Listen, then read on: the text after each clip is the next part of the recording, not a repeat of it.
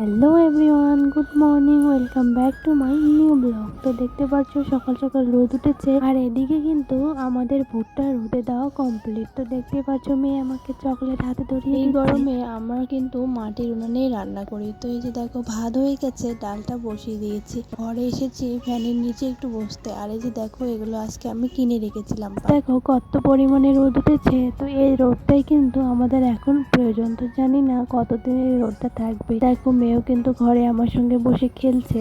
তো ওকে নিয়ে না একটু বাইরে যেতে আমার ভয় লাগে। এত কিছু করার নেই, আমাদের গ্রামে বাড়ি, আমাদের তো আর ঘরের ভেতর থাকলে হবে না, আমাদের বাইরে প্রচুর কাজ থাকে। তো এই যে দেখো সকালবেলা জামা কাপড় ভিজিয়ে রেখেছিলাম, তো এখন এগুলোই কেচে ধুয়ে মেলে দেবো, কারণ রোদ উঠেছে, সকাল সকাল তো সারাদিনে শুকিয়ে যাবে। আর এই যে দেখো আমার মেয়ে কিন্তু দুষ্টুমি করছে আমার সঙ্গে এসে। ওর কিন্তু এভাবে আমার সঙ্গে ভিজতে ভিজতে ওর ঠান্ডা লেগে সর্দি হয়ে গেছে। তো কিছু করার নেই, ও তো আমার কথা শুনবেই না, ও তো নিজে